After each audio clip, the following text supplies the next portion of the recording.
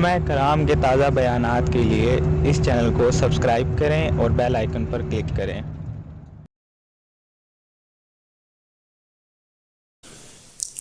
تو اپنی ولادت کا حضور دن پیر روزہ رکھ کے اللہ کے شکرانے میں دن گزارتے تھے۔ گو حضور علیہ السلام کی زندگی کا ایک ایک لمحہ رب کے تشکر میں بسر ہوتا ہے، لیکن حضور نے اس کی وجہ بیان کر دی کہ میں اس دن کا روزہ خاص طور پہ اس لیے رکھتا ہوں، فیہ ولدت، اس دن میری ولادت ہوئی تھی۔ اللہ اکبر! تو حضور کی ولادت اللہ کی بہت بڑی نعمت، اور اس پر شکرانہ خود میرے حضور نے ادا کیا ہے۔ علماء نے لکھا ہے کہ حضور کی ولادت کی خوشی یہ اللہ کی رضا کا سبب اور ذریعہ ہے۔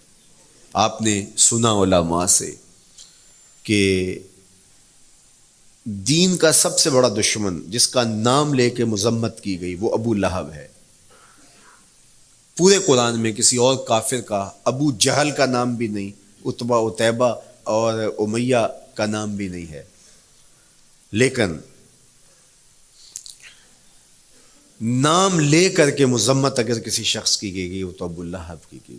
حضور علیہ الصلوۃ والسلام جب کوہ صفا پہ جلوہ فراز ہوئے، وَأَنذِرْ عَشِيرَتَكَ الْأَقْرَبِينَ، حکم ہوا پہلے قریبی لوگوں کو آپ اللہ کا ڈر سنائیں۔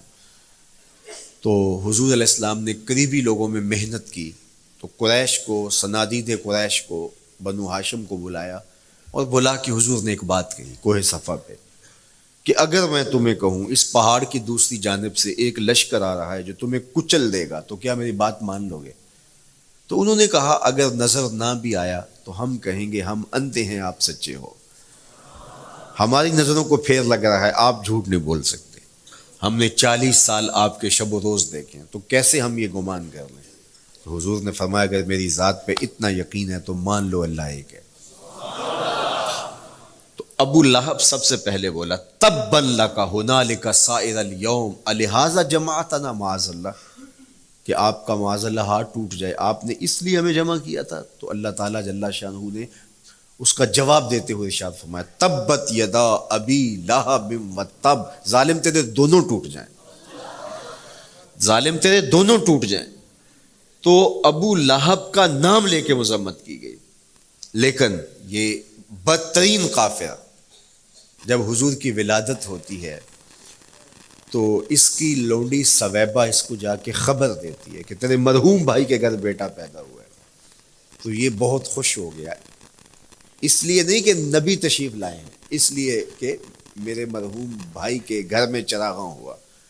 تو بھتیجا ہونے کے ناطے اس کو ایک سرشاری اور خوشی ہوئی، اور لونڈی کے خبر دینے پر اس نے اشارے سے اس کو کہا جا تو آزاد ہے۔ اللہ اکبر! یہاں سے یہ بھی سمجھیں کہ حضور نے صحن کائنات میں قدم رکھا، غلاموں کو آزادی ملنے لگی، غلامی کی زنجیریں ٹوٹنے لگی۔ تو سویبہ کو کہا جا تو آزاد ہے۔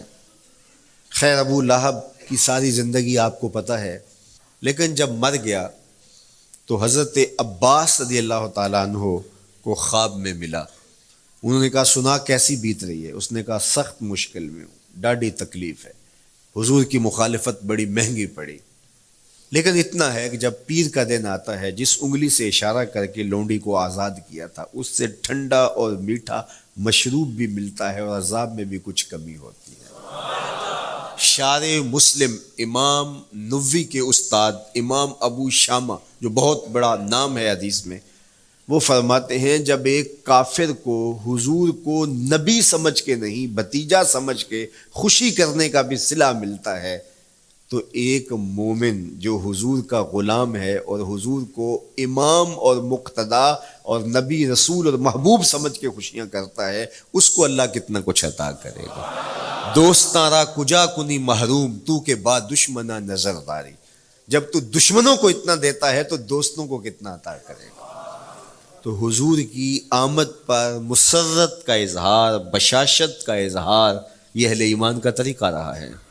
ہاں جو اس کا انداز ہے، کسی کو نوافل میں زیادہ سرور ملتا ہے وہ نوافل کثرت سے پڑھ لے، کسی کو زیادہ سرور روزے میں آتا ہے تو وہ روزے رکھ کر کے اس شکرانے کو ادا کرے، کوئی ذکر کی مجلس سجا لے، مختلف طریقے موجود ہیں۔ حضور علیہ السلام تشریف لائے، صحابہ بیٹھے ہوئے تھے، صحیح مسلم میں روایت ہے، سنن نسائی میں ہے، اور بھی کتب حدیث میں، محفل بپا تھی، تو حضور نے آ کہا ما اجلسکم، کیوں بیٹھے ہوئے ہو؟ تو جو انہوں نے جواب دیا وہ سنیے، جلسنا نذکر اللہ ونحمدہ علی ما ہدانا لدینہ ومن علینا بکا۔ حضور ہمارے بیٹھنے کا مقصود یہ ہے کہ ہم اللہ کا شکر ادا کر رہے ہیں اس بات پر کہ اس نے ہمیں ہدایت دین عطا کی، ومن علینا بکا، اور آپ کی صورت میں ہمارے اوپر احسان کیا، ہمیں آپ عطا ہوئے، اس پر اللہ کا شکر ادا کرنے کی مجلس سجائے بیٹھے۔ اب بات تو سادہ سی تھی، لیکن میرے حضور نے ان سے کہا کیا تم اس بات پہ قسم دے سکتے ہو کہ اسی لیے بیٹھے ہو؟ تو انہوں نے کہا جی ہم قسم دیتے ہیں ہم اسی لیے بیٹھے، فرمایا اٹھاؤ قسم۔ تو صحابہ نے باقاعدہ قسم دی، ہم قسم اٹھاتے ہیں ہمارے بیٹھنے کا مقصد یہ ہے کہ اللہ کا شکر ادا کر رہے ہیں، اور آپ کی صورت میں جو انعام خداوندی ملا ہے اس پر اللہ تعالیٰ کا شکریہ ادا کر رہے ہیں۔ حضور نے باقاعدہ ان سے قسم لی اور انہوں نے باقاعدہ قسم دی۔ اب صحابہ کو حیرت تو تھی کہ یہ موقع قسم کا تو نہیں تھا، لیکن حضور نے قسم لی ہے، کیوں؟ حیرت و استجاب کی کیفیت تھی۔ حضور علیہ السلام نے فرمایا صحابہ میں تم سے جو ابھی قسم لی ہے یہ کسی تہمت کی بنیاد پر نہیں لی، یعنی تمہارے قول کی صداقت میں مجھے کوئی شک نہیں تھا کہ میں نے قسم سے تصدیق کی ہو، بلکہ اس کا سبب اور تھا۔ بعض اوقات قسم اس لیے کی جاتی ہے کہ کسی متردد ذہن کو مطمئن کرنا ہوتا ہے، اور بعض اوقات قسم واقعہ کی اہمیت کو بڑھانے کے لیے کی جاتی ہے۔ کوئی بندہ کہہ رہا ہے کہ جناب فلاں صاحب آ رہے ہیں ہمارے گھر میں، مہمان آ رہے ہیں، تو گھر کا ہی اچھا کہتا ہاں قسم اللہ کی، تو اس کا یہ مطلب نہیں کہ اس کے شک ہوتا ہے، اس کی خوشی اور اس کی مسرت کے اظہار کو بڑھانے کے لیے وہ کہتا ہے کہ ہمارے گھر کے اندر آج فلاں آ رہا ہے، تو وہ کہتا اچھا کہتا ہاں ہاں قسم اللہ کی وہ آ رہا ہے۔ تو یہ متردد کا شک دور کرنے کے لیے قسم نہیں ہے، یہ بلکہ اس کی خوشی اور سرشاری کو پختہ کرنے کے لیے ہے۔ تو عربوں میں قسم مختلف وجہ سے کی جاتی تھی، تو حضور نے فرمایا یہ جو میں نے تم سے قسم لی ہے یہ کسی تہمت کی بنیاد پہ نہیں لی، بلکہ اس قسم کا سبب کیا ہے سنو۔ پھر حضور نے خود بتایا، فرمایا تم یہاں بیٹھے تھے، میں حجرے میں بیٹھا تھا، اتانی جبریل علیہ السلام، میرے پاس جبریل امین حاضر خدمت ہوئے، فاخبرنی ان اللہ یباہی بکم الملائکہ، تو مجھے انہوں نے خبر دی ہے، محبوب ذرا باہر تو نکل کے دیکھو، صحابہ تمہارے اس عمل پر اللہ فرشتوں میں ناز کر رہا ہے، اللہ فرشتوں میں فخر کر رہا ہے کہ دیکھو میں نے ان کو نعمت دی، کتنے قدردان نکلے، اس نعمت کا شکرانہ ادا کر رہے ہیں۔ اور آج اگر ہم اپنے گھر میں بیٹھ کے، اپنی مسجد میں بیٹھ کے حضور کی صورت میں انعام خداوندی کا شکریہ ادا کرتے ہیں تو اللہ کی رحمتوں سے بعید نہیں کہ اللہ فرشتوں سے کہے دیکھو صدیاں بیت گئیں یہ آج بھی شکرانہ ادا کر رہے ہیں، اور یہ بات میری اور آپ کی بخشش کی ضمانت قرار پائے۔ تو حضور کی صورت میں جو انعام ہوا، حضرت حسان بن ثابت اکثر کہا کرتے تھے منا علینا ربنا ام بعث فینا محمدا، ہمارے رب نے ہمارے اوپر احسان کر دیا ہے کہ محمد عربی عطا کر دیے۔ ساری زندگی سجدے میں سر رکھ کے شکر ادا کرتے رہیں، حق کے شکر پھر بھی ادا نہ ہو۔